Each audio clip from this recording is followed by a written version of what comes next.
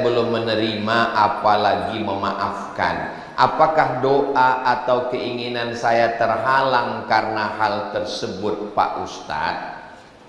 Tidak ada yang terjadi di alam semesta ini di luar kuasa Allah.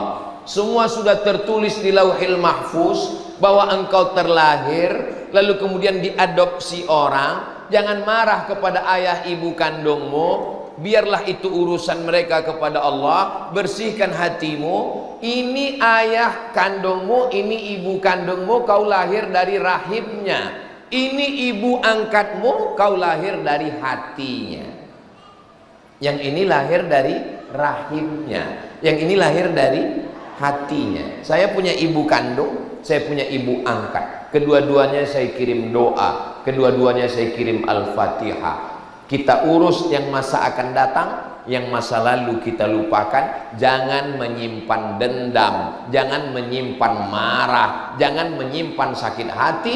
Kalau disimpan dia akan mengkristal menjadi diabetes meletus, asam urat, darah tinggi, jantung koroner, mati. Mudah-mudahan Allah membersihkan hati kita semua, insya Allah. Amin. Ingat pesan Habib Salim, senyumin aja. Ketemu dengan ibu kandung, hai mama. Ketemu, kalau saya lihat dari senyum jamaah ASN dan non ASN ini semuanya adalah orang-orang bahagia. Ustaz tahu dari mana? Dari senyumnya. Karena kalau nggak bahagia nggak mungkin senyumnya bisa selepas ini. Orang kalau banyak masalah itu senyumnya tertahan, keluar dikit aja.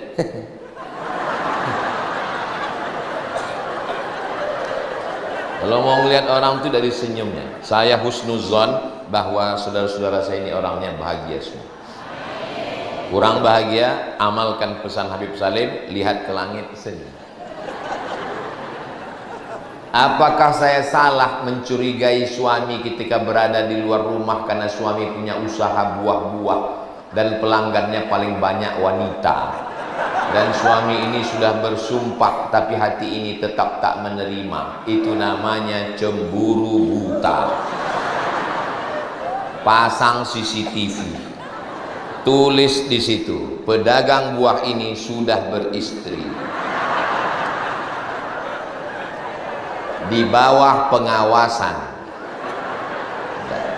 Dan bagi suami jangan terhalang untuk mencari rezeki gara-gara istri yang begini. Kalau ada istri yang selalu bertanya, kau pulang jam berapa, jalan sama siapa, kunci motor mana, gaji mana, itu sesungguhnya istri ingin menjaga supaya suami tidak dilarikan pelakor.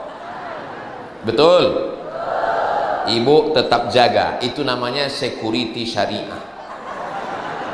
Suami yang punya istri menjaga, maka kalau ada istri yang model begini, selalu bertanya, selalu mengawasi, dia bukan benci, dia sayang dengan kalian.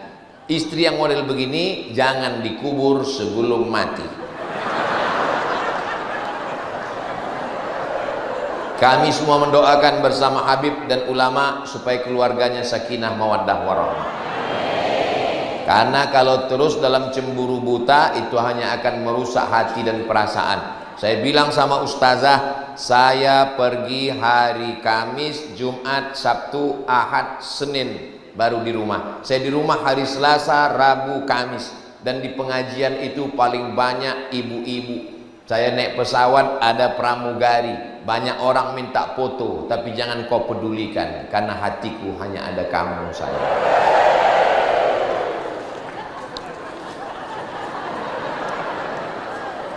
Suami yang terlalu takut sama istri, bersabarlah. Kenapa? Karena kalian kalau mati tidak kena azab kubur. Karena kata malaikat yang ini nggak usah diazab karena sudah terlalu azab di dunia.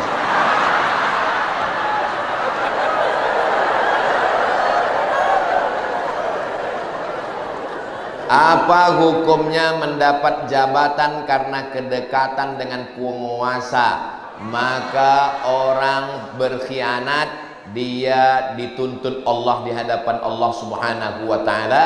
Ketika datang sahabat Nabi namanya Abu Zar Al-Ghifari minta diangkat menjadi amil zakat, kata Nabi, innaka la dha'if, kamu orangnya lemah, untuk menjadi amil zakat ini perlu kekuatan. Berikanlah kepada orang yang layak supaya amanah. Insya Allah saya yakin husnuzon pemimpin kita adil dan amanah insya Allah.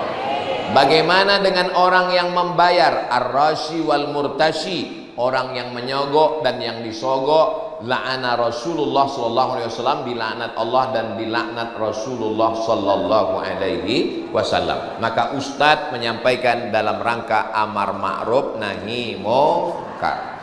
Ini kalau dilihat kertasnya ini sampai sholat Jumat baru selesai ini.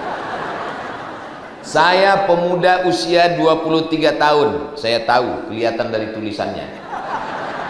Baru saja memutuskan hubungan saya yang haram, alhamdulillah. Tapi saya sangat sayang, na'udzubillah.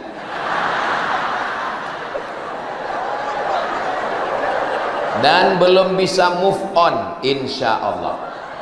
Juga sering sakit hati karena melihat sosial medianya seperti cuman saya yang hijrah. Putuskan, jangan lagi intip-intip FB-nya. Jangan lagi lihat-lihat Instagramnya. Kalau mau lihat Instagram, lihat Instagram Ustaz Abdul Somad Official. Jangan lagi tengok-tengok, putuskan. Lalu kemudian bilang kalau sayang sama dia. Nanti setelah aku bekerja, aku mampu kupinang kau dengan bismillah dan sekilo emas berlian. Insya Allah, mudah-mudahan yang belum menikah dimudahkan Allah jodohnya. Banyak kali yang belum nikah ini. Jangan melakukan perbuatan yang haram. Tapi yang saya cintai itu sudah menikah dengan orang lain, Pak Ustadz. Enggak apa-apa. Allah sudah menyiapkan yang lebih cantik, yang lebih kaya, yang lebih tinggi, yang lebih putih, yang lebih hebat dari dia. Bunga bukan setangkai, kumbang bukan seekor. Patah tumbuh hilang berganti, hilang satu tumbuh seribu. Segera datangi Habib Salim. Beliau punya banyak jamaah. Jangan ke saya. Saya mau minta doanya untuk kakak saya yang baru meninggal seminggu yang lalu, nama almarhumah.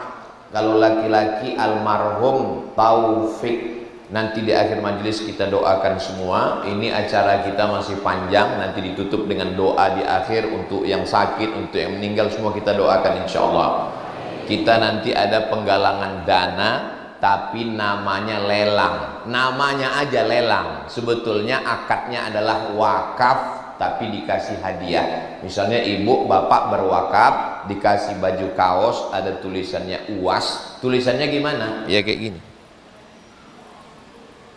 UAS, ujian akhir semester.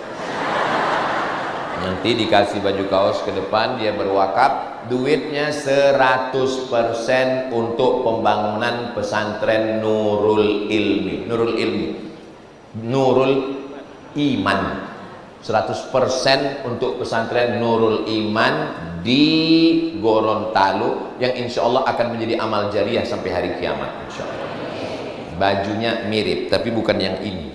Kalau ini diambil saya pakai apa pulang?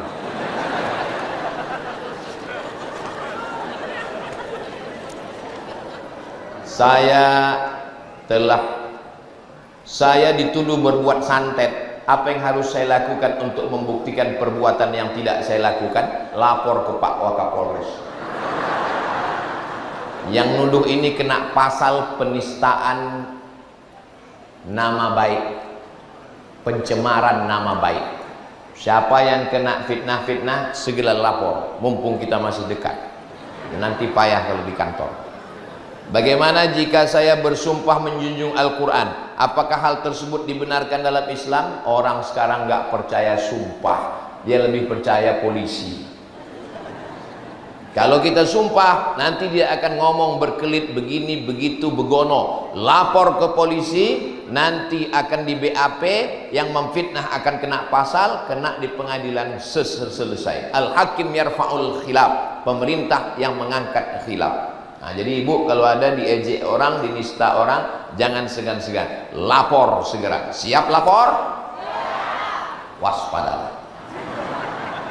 Bagaimana hukum dalam Islam mengenai yang percaya dan meyakini hal-hal yang gaib dari dukun atau orang pintar? Man atakahinan, siapa yang datang ke dukun, fasaddaqahu bima yaqul, percaya pada ucapan dukun, falam tuqbal lahu salatun arba'ina lailah, tidak diterima salatnya 40 hari 40 malam. Hadis yang kedua, man atakahinan au arrafan, siapa yang datang kepada dukun atau peramal, fasaddaqahu bima yaqul, percaya kepada ucapan dukun atau peramal, faqad kafara bima unzila ala Muhammad, maka dia sudah kafir. Jangan percaya kepada dukun, karena dukun berkawan dengan setan. Dukun-dukun ternyata ketika dukun-dukun ini ditantang oleh pesulap merah,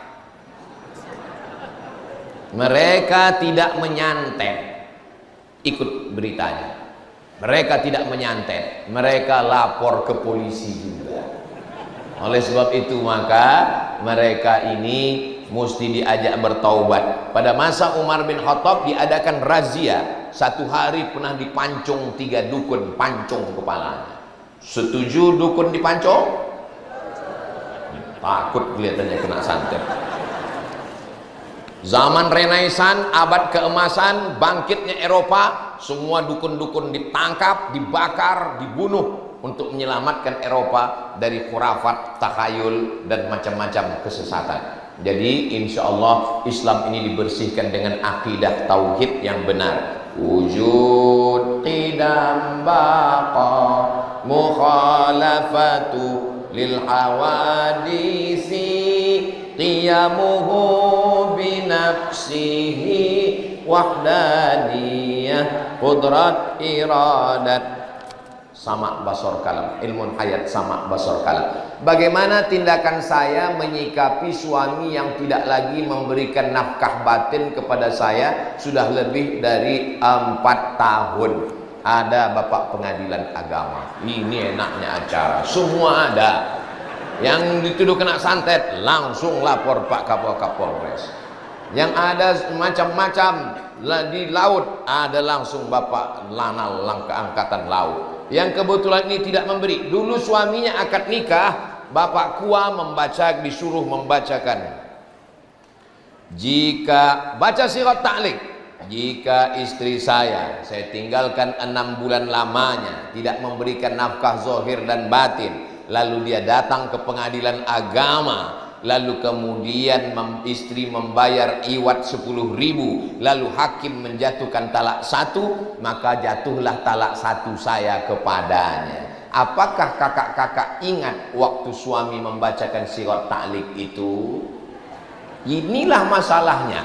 Kenapa muncul pertanyaan ini? Karena banyak perempuan tidak ingat waktu suaminya baca sirat ta'liq. Waktu suaminya baca sirat ta'liq, dia hanya melihat.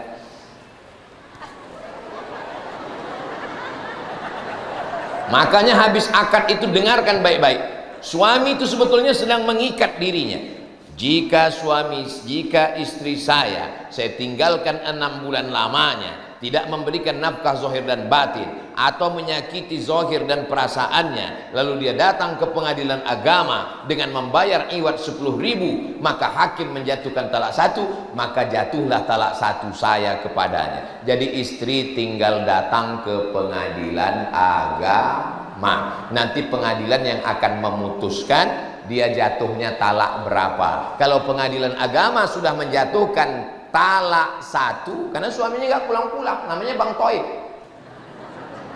Setelah keluar talak 1, keluarlah sertifikat cerai, lalu setelah itu lanjutkanlah kehidupan. Tapi kalau masih sayang sama dia, tunggu dia pulang, maafkan dia, mudah-mudahan dapat pekerjaan, bina dengan suasana yang baru, mudah-mudahan menjadi keluarga yang sakinah mawaddah. Dia nakal, pakai narkoba, pemabuk, selingkuh, jahat, sabu-sabu, pulang-pulang ngambil duit saya masak nasi nggak matang-matang, rupanya kompor gas sudah dia jual untuk beli sabu-sabu. Anak saya lahir orang bawa mie instan, semuanya oleh-oleh dia jual juga untuk narkoba. Kamu datang ke pengadilan ngadu, nanti hakimnya akan menjatuhkan. Tapi kata ustadz saya, kalau saya ngadu ke pengadilan, nanti Allah marah, tiang aras bergoncang.